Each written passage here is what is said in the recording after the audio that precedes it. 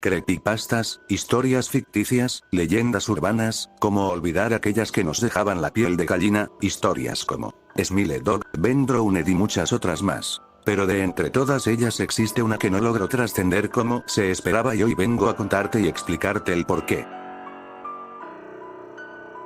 Seedeater, la historia de Seedeater comienza con informes dispersos y fragmentados de avistamientos en áreas rurales y boscosas de diferentes partes del mundo. Los detalles sobre el origen de Seedeater son inciertos, y las versiones de su historia varían según la fuente. Algunos cuentan que la criatura es una antigua entidad que se ha ocultado durante siglos, mientras que otros sugieren que es el resultado de experimentos científicos o incluso una manifestación sobrenatural. Seedeater es descrito como una figura alta y delgada, con una estatura que a menudo supera los 2 metros.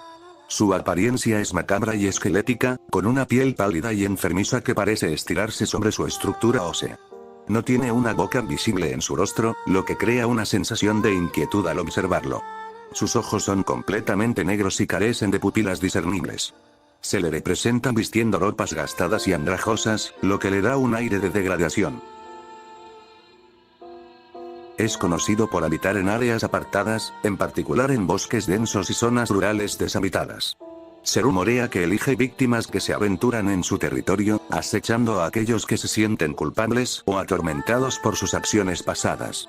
Se dice que la criatura se alimenta de estas emociones negativas, nutriéndose de la angustia y el remordimiento de sus presas.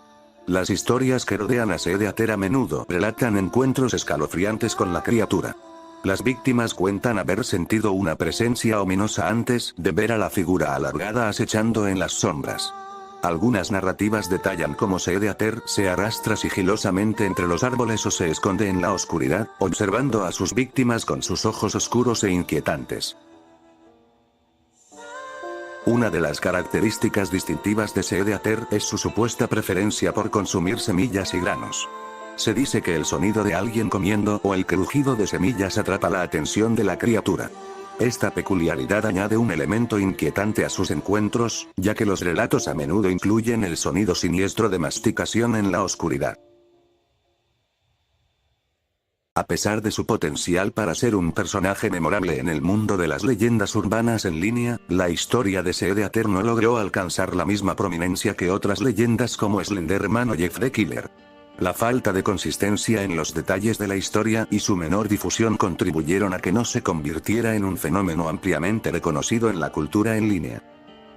En última instancia, la historia de Seedeater destaca la naturaleza evolutiva de las narrativas de creepypasta y cómo algunas historias capturan la imaginación colectiva mientras que otras quedan relegadas al olvido. La historia de Seedeater se origina en el mismo género de creepypasta y leyendas urbanas en línea que Derake. Sin embargo, a diferencia de Derake, la leyenda de Seedeater no logró alcanzar la misma popularidad y notoriedad en la cultura en línea del horror. Esto se debe a una combinación de factores, como la falta de consistencia en la narrativa y la menor difusión en comparación con otros personajes y narrativas más icónicas. A pesar de su potencial para ser un personaje inquietante y memorable, la historia de Seedeater no logró trascender de la misma manera que Derake u otros personajes de creepypasta populares. Algunas de las posibles razones para su falta de notoriedad incluyen: 1. Inconsistencia en la narrativa. A diferencia de Derake, que tenía una historia más coherente y compartida, las versiones de la historia de Seedeater variaban considerablemente en detalles y características. Esto llevó a una falta de una identidad clara para el personaje. 2. Menor difusión. La historia de Seedeater simplemente no se difundió tanto como otras narrativas de creepypasta. Puede haber tenido menos exposición en comparación con otros personajes que capturaron más la imaginación de la comunidad en línea. 3. Falta de elementos icónicos. A diferencia de Slenderman o Jeff the Killer, Seedeater carecía de elementos visuales o características distintivas que pudieran haberlo convertido en un icono reconocible y perdurable. 4. Énfasis en la psicología. La historia de Seedeater se centraba en gran medida en la psicología de sus víctimas y en su capacidad para explotar sus emociones negativas.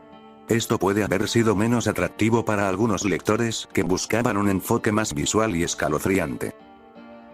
En conclusión, aunque la historia de SEEDAT tiene elementos intrigantes y aterradores, no logró capturar la misma atención y popularidad que otros personajes de creepypasta más emblemáticos.